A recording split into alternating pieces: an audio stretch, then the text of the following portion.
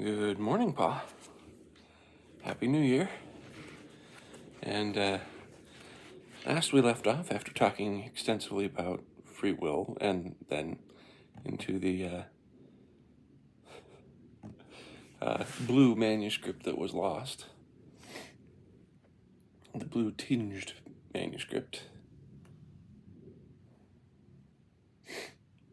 And so now we're on if it was more than 200 pages. So, the lost 200 pages? All Book of Mormon manuscripts, the lost manuscript, the fragment of the original replacement manuscript, and the complete printer's manuscript copy of the original were written on foolscap paper of 15 to 17 inches by 12 by 13.5 inches.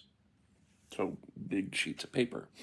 In our extant original and printer's manuscripts, the sheets vary slightly around the median size of approximately 16 inches by 13 inches.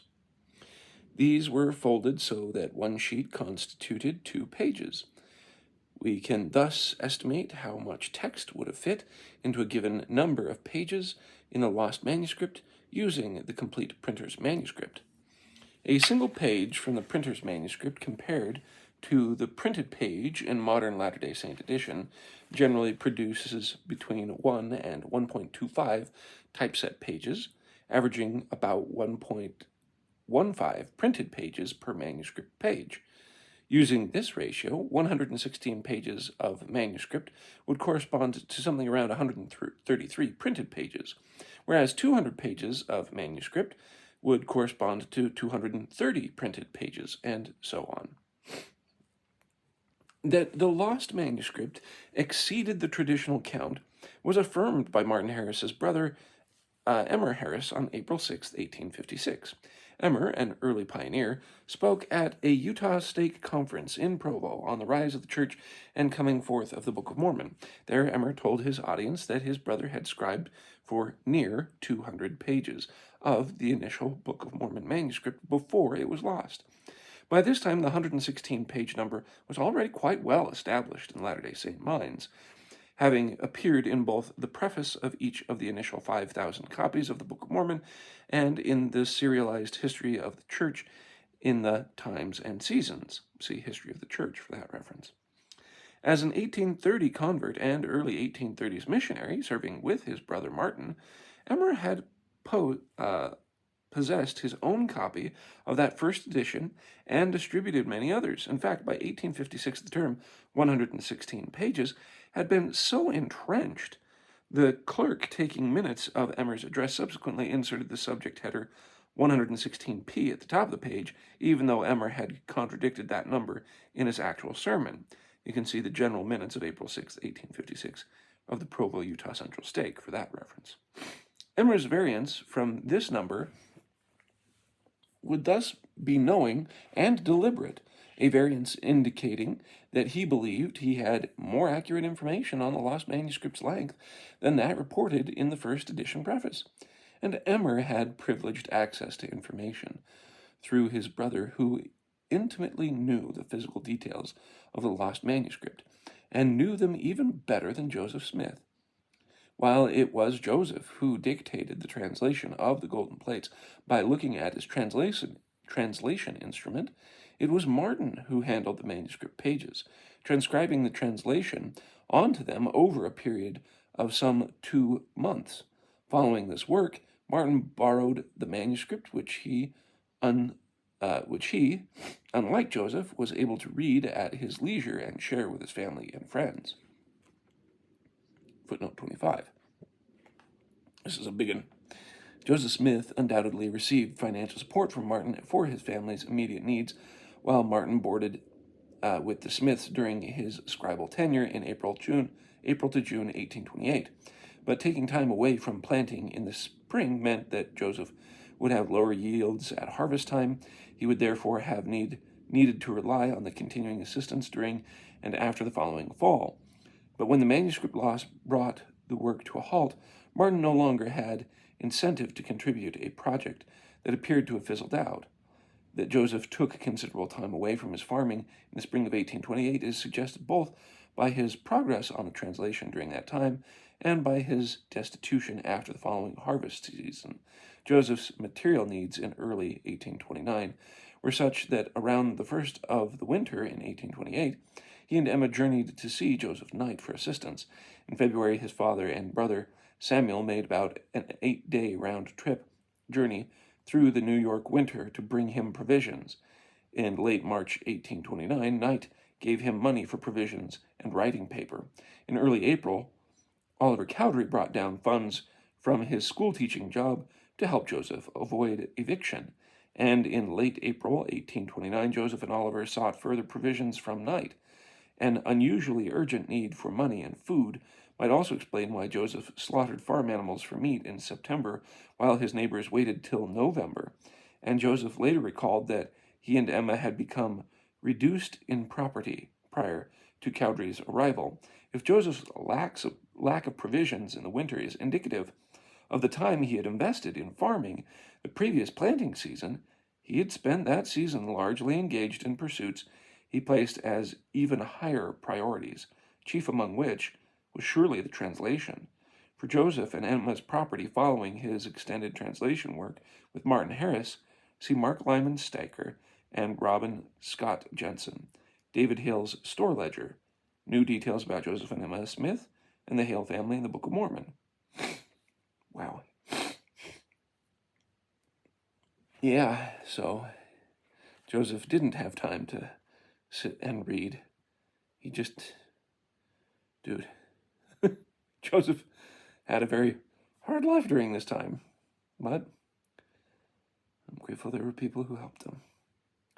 As financier of the translation project, the prosperous Harris probably also purchased the necessary writing supplies, including the foolscap paper, when journeying from Palmyra to Harmony in April 1828 to serve as Joseph's scribe.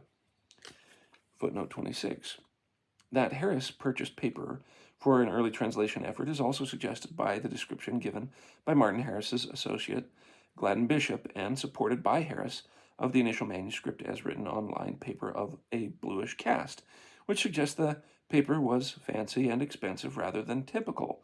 The purchase of expensive writing paper by Harris is far more likely than its purchase by Smith. Emmer's account of Martin scribing for nearly 200 pages would align with the quantities in which paper was sold at the time. While paper was sold in various sized units, the quantity of paper purchased for that translation was likely in quires, which both quires, quires, which both the Webster Dictionary of that year and typesetter John H. Gilbert indicate to have been units of 24 sheets. Footnote 27. The sale of paper by the quire is reflected in a conversational vignette recorded in a period newspaper. "Mister, what is the price of paper here?" 25 cents a quire. "How many sheets is there in a quire?" 24. See the Livingston Journal, October 1st, 1834. And Noah Webster's American Dictionary of the English Language for quire, Quire. John H. Gilbert identifies 48 pages of the Book of Mormon manuscript, i.e. 24 folded sheets, with one quire. John H. Gilbert, Joe Smith, Something About the Early Life of a Mormon Prophet, Story of the Mormon Bible from the Man Who First Printed It, the men who figured in its production and publication. Those are the references. Emmer's report that Martin recorded nearly 200 pages indicates 4 quires, 192 pages. Emmer's account also aligns with what can be inferred about the proportion of paper used up in the translation effort of the lost manuscript. When Joseph resumed translation, he promptly needed more paper, indicating that Joseph and Martin had essentially used up the paper already purchased for the project. That source is Joseph Knight recalled that in January 1829 he gave Joseph a little money to buy paper to translate, or to buy, B-U-O-Y. This is weird to buy. Boy. It's the boy paper. Buy paper. There's so many different spellings of buy. Buy paper to translate, and all of them have different meanings. Yeah. Combined with Emmer's report, it seems likely that Martin had purchased 4 quires, and that Joseph and Martin consequently paused their work when the resulting 192 pages were subsequently or completely used up. This would account for why Joseph needed more paper when he resumed translation, explain how Emmer could know that Martin had scribed for almost 200 pages, and help account for why Joseph and Martin paused the translation work when they did. Emmer's account further aligns with what the interviewer recalled Martin reporting. 5 years after interviewing Martin in 1875, Simon Smith wrote the prophet's son, Joseph III, telling him that Martin said also that he had acted as scribe for your father when he was transcribing from the plates by the Urim and Thummim, nearly 1/3 of what is published. See Martin Harris's testimony by Simon Smith. While Simon Smith misremembered which text Martin produced, implying it was the published text rather than the lost text, his memory dovetails precisely with how much text Emmer credited his brother with scribing. The total manuscript length of the published Book of Mormon is a little over 460 pages. Coupled with Emmer's estimate, the total manuscript length, including the lost portion, would have come to nearly 660 pages, making Martin's scribal efforts nearly 1/3 of the full manuscript length, just as Simon Smith recalled Martin reporting. Notably, this nearly 200 pages of lined foolscap paper scribed by Martin would account for only a portion of the entire lost manuscript, publishing its total length well beyond that figure. While Emmer says that his brother had scribed for almost 200 pages, Martin was only the last in a line of lost manuscript scribes who contributed to the manuscript's total length. Time covered by the lost manuscript. Another vital clue to the lost manuscript's length is the period of Nephite history that it covered. The small plates account, which fills the gap left by the lost manuscript, begins with Lehi's calling around 600 BC, and ends during the reign of King Benjamin around 124 BC. The chronology of Benjamin's reign is a vital clue to how much time the lost manuscript covered. Benjamin's son, Mosiah, began his reign around 124 BC and held it for nearly 33 years.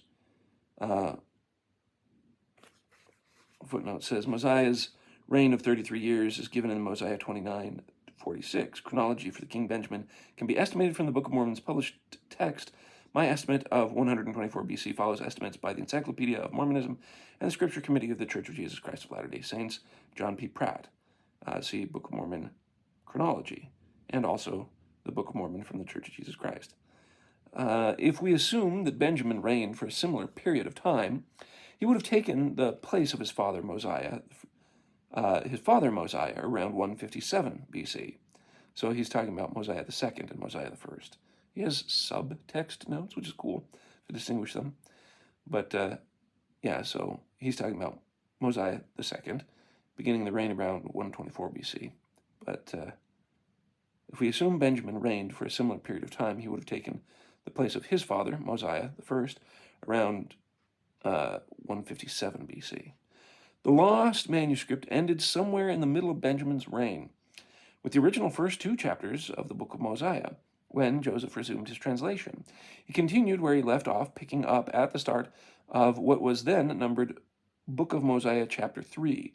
This chapter begins, "And now there were no more contention in all the land of Zarahemla, among all the people who belonged to King Benjamin, so that King Benjamin had continual peace all the remainder of his days." That is Mosiah 1:1, as what we know. And this implies that the lost initial 2 chapters of this book narrated the contentions during Benjamin's reign, and that some additional time of peace had passed before the narrative resumes. Given an inferred coronation date for Benjamin around 157 BC, the lost manuscript's narrative about him likely reached somewhere into the range of 150 to 140 BC, placing the lost manuscript's chronological endpoint in this range. For more on the missing period of Benjamin's reign, see chapter 15. Oh, God, he's good at foreshadowing. Beginning about 600 BC and ending sometime around 150 to 140 BC, these 450 to 460 years of lost narrative comprised almost exactly half of the 921 years narrated by Mormon as an abridgment from the large plates. With the published portion of Mormon's abridgment from the large plates, Mosiah through 4th Nephi, comprising just under 300 manuscript pages, if we assume a comparable level of detail in the abridgment's lost first half, would also have been similar in length, not 116 pages, but rather nearly 300. The lost 300 pages?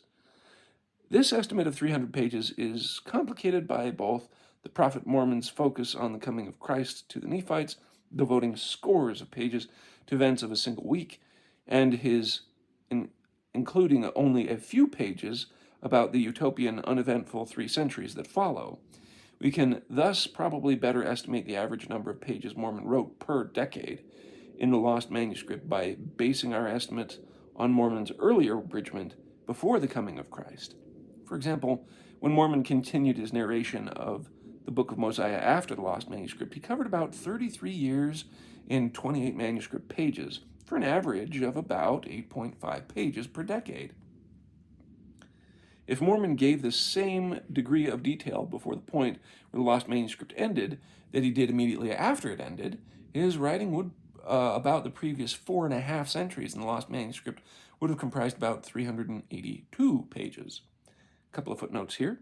Mormon's abridgment covers pages 117 through 413 in the complete version of the Book of Mormon manuscript, the printer's manuscript. And another footnote I had missed. This count includes only the main abridged text covering from 124 BC to 91 BC. I have omitted the record of Zeniff and the account of Alma and his people in the wilderness, since these cover a wider time period, do not represent abridgment from large plates, and include additional narrators besides Mormon. These chapters are included in Mosiah 1 through 9 and 25 through 29. These cover roughly the pages 117 through 131 and 157 to 169 of the Book of Mormon printer's manuscript.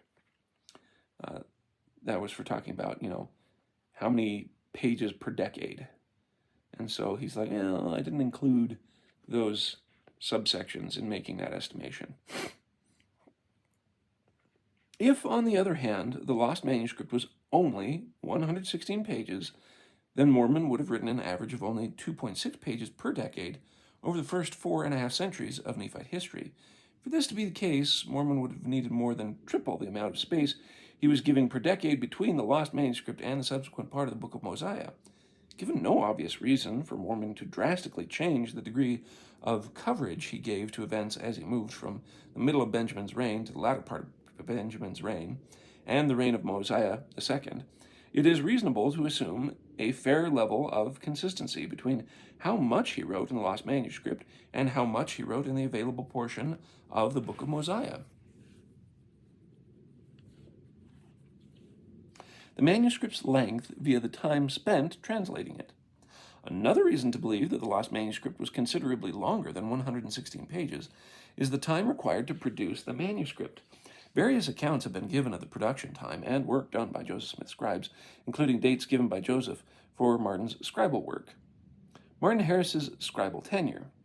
A decade after translating the Book of Mormon, Joseph reported in his history that Martin returned to serve as scribe on about the 12th of April, 1828, and commenced writing for me while translating from the plates, which we continued until the 14th of June following.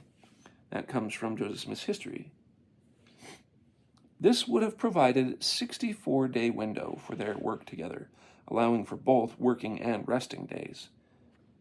Footnote says, Joseph Smith does not appear to have had an earlier written record of those translation dates to draw upon in writing this account in his history, yet a significant event might have offered a benchmark for memory: the death of Emma's uncle, Reuben Hale, in North Franklin, New York, about 60 miles from Harmony. It occurred on April 9th. Joseph's scribes during this period had primarily been members of the Hale family, so this event could have paused the translation work if Emma, Alva, Reuben, the deceased namesake and perhaps Smith's main scribe at the time, and Joseph himself traveled to attend the funeral. If Martin Harris arrived shortly after the translation break caused by the uncle's funeral, Joseph could have remembered that as a beginning date for his translation work for Harris. See, I love how he gives the details that he finds from looking all this up and going, here's probably how he was able to estimate things properly. This guy is uncanny. I am so glad. Oh, God, I'm so glad he made this book. Joseph indicates with his about phrasing that the opening date of April 12th date was an approximation. If Martin set out for Harmony in early or mid-April, he may have intended to do scribing for Joseph and still return in time for his daughter's upcoming wedding on May 8th, but then failed to return as he got caught up in the translation work or waited for Joseph to change his mind on letting Martin take the manuscript. Leaving Palmyra after mid-April would not have allowed him to stay in Harmony and assist in scribing, and it would have instead required him to return for the wedding as soon as he arrived.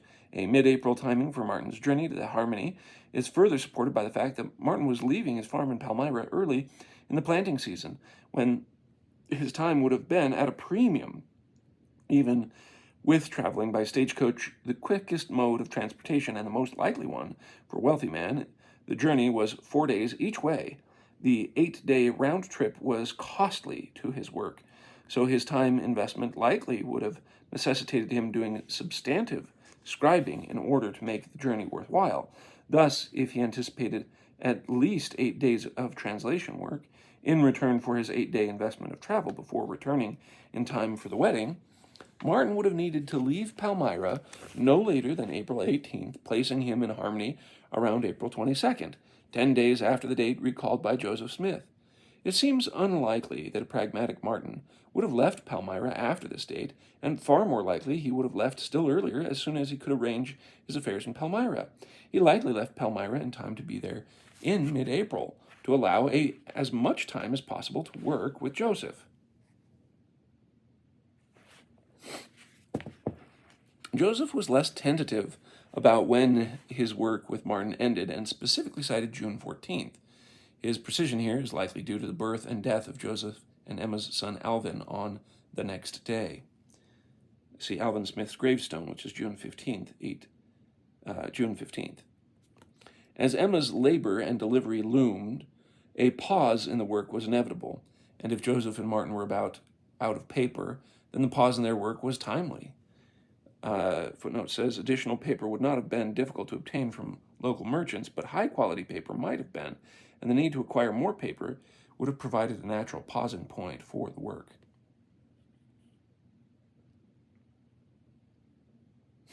Therefore, Joseph placing the end of their collaboration on the day before the June 15th birth of his son makes sense. If Martin left Palmyra on April 12th and began his trip home on June 14th, then the maximum length of Joseph and Martin's translation period could have been no more than 60 days. On the other end, we can also estimate the minimum amount of time Martin would have been in Harmony as a scribe, assuming he planned to have at least as many translation days in Harmony as travel days while still returning home for his daughter's May 8th wedding. Then April 22nd would have been the latest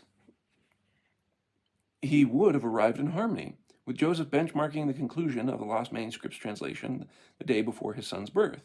It seems reasonably certain that their work together lasted to at least within a week before the birth, placing Martin's departure no later than June 8th.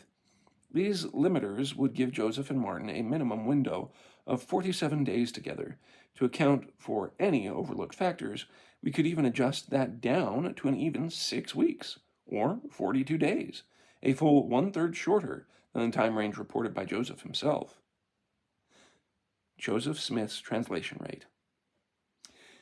We can estimate what Joseph's translation rate over those 42 or 60 translation days would have been using 2 later periods of translation work as our guide. 1. Joseph's June 1829 work to produce the manuscript of the small plates, consisting of some 116 pages, and 2, his April to May 1829 work with Oliver Cowdery on Mormon's abridgment. A full year after Martin ceased scribing on the lost manuscript in June of 1829, Joseph finally translated the small plates account that would replace it. Footnote says Joseph appears to have concluded his translation of the end of the Book of Moroni at the end of the Book of Mormon in late May 1829 and begun his translation of the small plates in early June after relocating to Fayette, New York. John W. Welch, The Miraculous Timing of the Translation of the Book of Mormon. Eldon Watson, Approximate Book of Mormon Translation Timeline. Those are the sources. So, in late May, June. So it does sound like he just picked up, like just from this footnote, it sounds like he picked up in Mosiah where they had left off, and then they came back and translated the small plates of Nephi to stick at the front. Cool. Okay. Interesting. I was wondering if that's what he did. During that month, Joseph was also occupied with many other endeavors, including moving from Harmony, Pennsylvania to Fayette, New York, a journey by wagon of 4 or more days. Dictating 5 revelations to his scribes, Doctrine and Covenants 14 to 18. A day of traveling to Palmyra, followed by at least 1 day of negotiation with the printers, another day of traveling to Rochester, followed by at least 1 day of negotiating with printers, a day of traveling back to Palmyra to make an arrangement for the printing with E.B. Grandin, and then a day's trip returning to Fayette. In addition to all of this, he had a title page printed and filed with the Copyright Office, shared the Book of Mormon message with others, and made multiple trips to Seneca Lake, 9 miles round trip, to baptize new converts. That is footnote 39. A stagecoach, for which the horses were exchanged for fresh horses every 10 to 12 miles, could make the journey between Palmyra to Manchester and Harmony in 4 days. A wagon for which the beasts of burden were not exchanged would necessarily take significantly longer. A journey by stage between Harmony and Fayette should have taken 3 days. So I'm estimating at least a 4-day journey by regular wagon. Stocker and Jensen, David Hale's Store Ledger is the source for these estimations of how he traveled.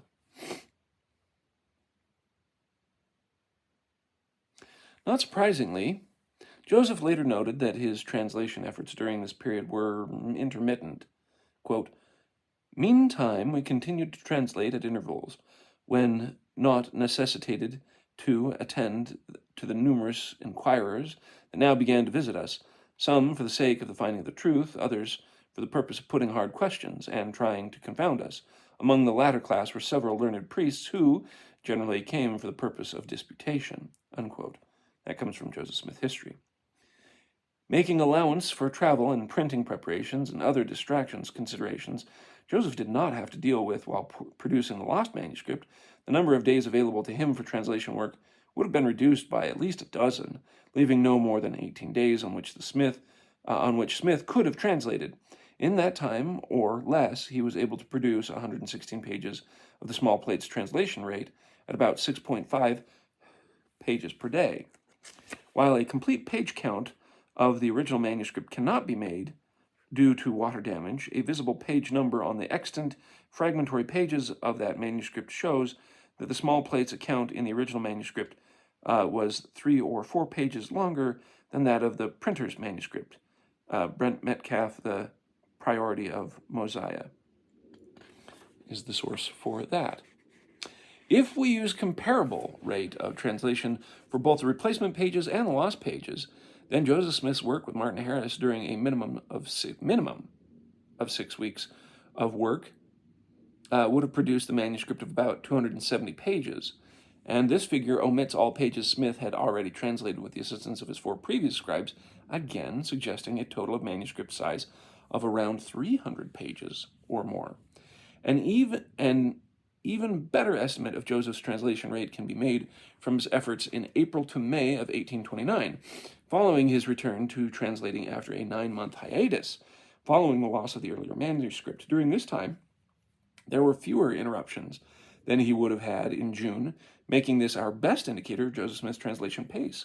The translation appears to have resumed in March 1829, with Martin Harris serving as a scribe for what is now the first chapter of the published book of Mosiah. However, our best timeline for the measuring the translation begins in early April, when Oliver Cowdery became Joseph's primary scribe, likely beginning at Mosiah 7, just after King Benjamin's sermon. Footnote says, using John W. Welch's estimate that Joseph and Oliver started their April 7th translation work at Mosiah chapter 1, they would have covered Mosiah 1 through 3rd Nephi 29 between April 7th and May 15th.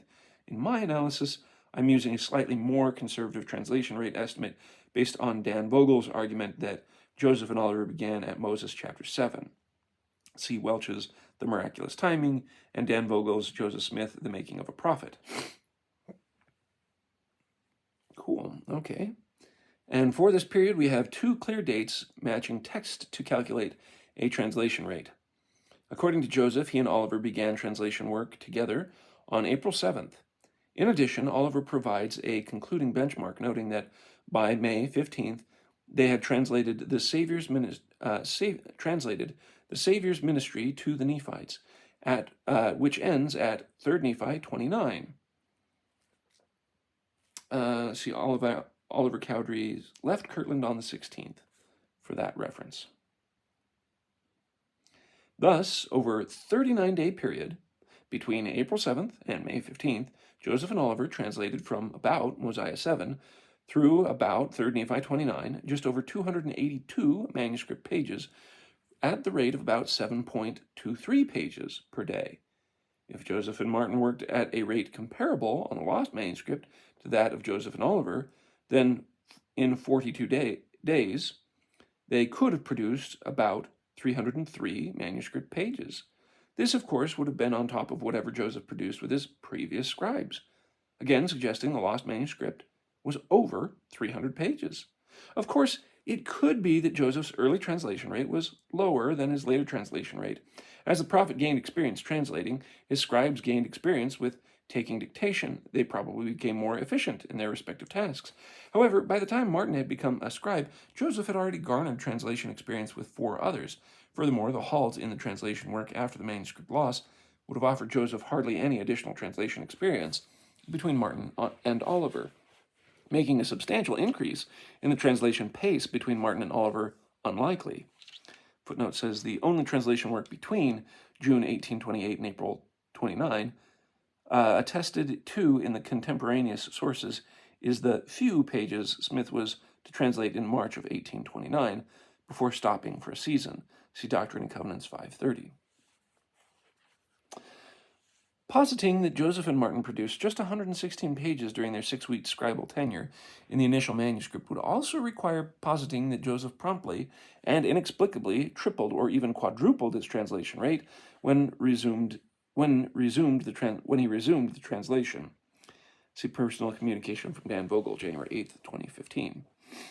And this actually understates the accelerated request of Smith by the 116 manuscript hypothesis for 2 reasons. First, the assumption of a 6-week scribal tenure for Martin Harris is almost certainly too brief.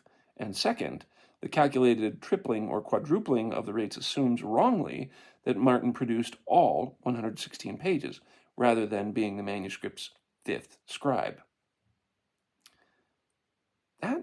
That is really, really good evidence that it's going to be a heck of a lot more than 116 pages. Wow, okay. Would it be more likely 200 or 300? I would think the full manuscript. I'm leaning towards his good arguments for being around 300, because if Martin did about 200 and he had 100 pages beforehand. But, it's one of those little tiny notes in history that he's diving way into, which is way cool. But it's just, this is, I hope, going to become something that just sticks around for the absolute great scholarly workmanship that it has. Anyways, Earlier scribes of the lost manuscript. 19th century sources identify Alvin Hale, Samuel H. Smith, Emma Hale Smith, and Reuben Hale as early scribes who worked on the lost manuscript. Alva Hale's scribal work on the lost manuscript was recalled by both David Whitmer and Emma. Later, however, was less certain, saying that Alva may have written some, indicating he may have scribed for Joseph for as little as a single sitting, and likely not for more than a handful of occasions. This is referenced in Joseph Smith's son, Joseph III, had evidently heard of a report of Alva Hale's early scribal work, when in an 1879 interview with Joseph III, shortly before her death, Emma Smith omitted Alva's name from the list of Book of Mormon scribes. Her son prompted her with a follow-up question. Was Alva Hale one? Mrs. Smith indicated in response that she did not recall his scribal work, though he may have written some. Joseph III's question suggests he had previously heard, perhaps from his mother, that Alva Hale had served as a scribe, and was following up on that recollection. David Whitmer, who was not present during the translation of the lost manuscript, had heard word that Alva Hale served as a scribe, but opined that Hale must have written only a small portion. That's Joseph Smith III, Last Testimony of Sister Emma. And see also David Whitmer, Revelation Revisers, the St. Louis Republican. There you go. There's interesting stuff about Emma Smith that I've heard, but anyway, I'll get into that later. Samuel H. Smith's scribal tenure was mentioned by Joseph just 4 years after the fact in his 1832 history. When Joseph reported that his wife Emma had written some for me to translate it, he added, and also my brother Samuel H. Smith. Joseph Smith acknowledges the scribal service on the lost manuscript only of those who continued as believers in its divinity. He mentions Emma and Samuel Smith, who were steadfast believers, but omits Alva and Reuben, who believed at first but did not ultimately become followers of the new scripture. Emma Smith's scribal service garnered significant mention from her husband and from Lucy Mack Smith, Joseph Knight, and David Whitmer. Emma reported taking dictation for her husband on the lost manuscript over a number of occasions. I frequently wrote day after day, she reported, implying that she had transcribed her husband's dictation over multiple periods and consecutive days. Reuben Hale's work as a scribe was more remembered in local memory than Emma's, whose efforts appear to have been unknown outside their immediate family and friends.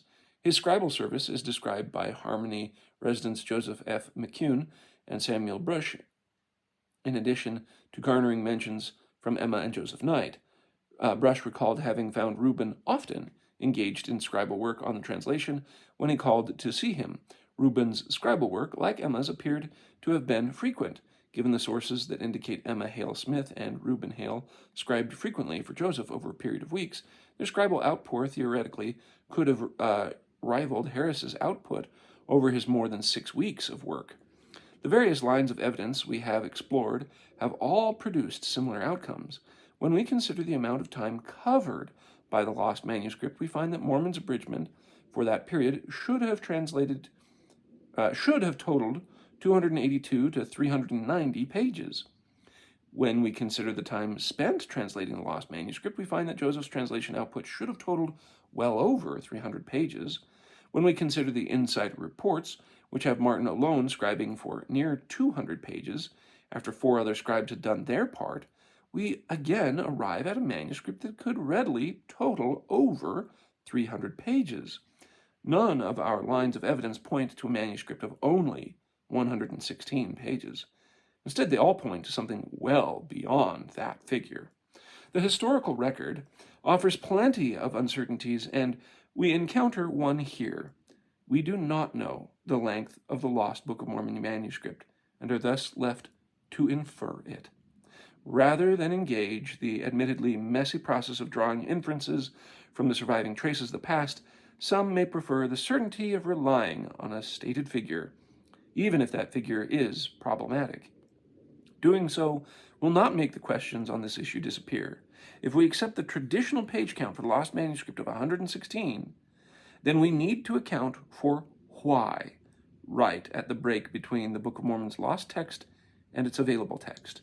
Mormon suddenly multiplies the degree of detail he gives his narration, and Joseph Smith suddenly triples his translation speed, and we need to account for why Martin's brother, despite knowing a traditional account of 116, goes with another number instead. Far more than 116 pages. Emmer Hale's report that his brother scribed for near 200 pages makes perfect sense in relation to all the evidence cited above. In addition, the pages recorded by 4 scribes previous to Martin could conceivably have rivaled Martin's output of nearly 200 pages, which means that Joseph's total lost translation could have pushed 400 pages, 3.5 times the traditional 116-page enumeration. This is not to say that the lost manuscript was 400 pages long, but to say that it plausibly could have been. However, if we assume that the work of Emma and the other earlier scribes lasted nearly half as long as Martin's, and thus reasonably producing about half as much text, or something approaching 100 pages, the initial manuscript would have still totaled a little under 300 manuscript pages. This would equate to nearly 345 printed pages in our present Book of Mormon text, and would mean that the lost part of the Book of Mormon was about 2/3 the length of the text we now have. For a comparison, if you imagine that we had lost everything from 1 Nephi through nearly the end of the Book of Alma, then you will have a pretty good idea of how much text we would then be missing. The original first half of the Book of Mormon was almost certainly far, far more than 116 pages. It contained a richness of narratives, themes, details about journeys, struggles, revelations, lineages, priesthoods, kings, and queens, and can illuminate the Book of Mormon text we have. But that would remain unknown until we could begin to assemble the various historical puzzle pieces providentially left to us. That is, until now. There's his mic drop for the end of part 1. Wow. Part 2 is the missing stories. And he's going to talk about reconstructing the lost manuscript next. Oh, this is going to get good! All right. So he's gone through, he's discussed how the translation process worked. He's given me a lot more detail about how the Urim and Thummim were used, which I really appreciate. I'm much more of, I don't know if you saw the other link to the Word Radio discussion about whether he used the Stone in the Hat or the Urim and Thummim for translation. But since Joseph and Oliver Cowdery continued to say that they used the Urim and Thummim that was provided for the translating work, I tend to think that they mostly used the Urim and Thummim, and that the Stone in the Hat kind of stuff, from the discussion that's on Word Radio, it seems to primarily come from David Whitmer, who wasn't a primary source. But there's questions about, well, didn't Emma talk about him using that? Yes, but that was near the very end of her life. And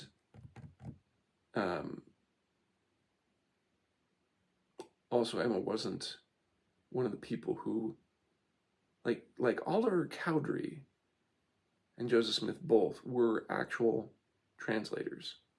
Like he handed him, hey, Oliver, give it a try. And we have Doctrine and Covenants that shows that Oliver Cowdery gave it a try. And because of that, we actually have a really good, important chapter in Doctrine and Covenants that helps people to understand what it is and how to receive revelation, which I think is amazing. And I've actually used that pattern for understanding the Spirit in my own life. But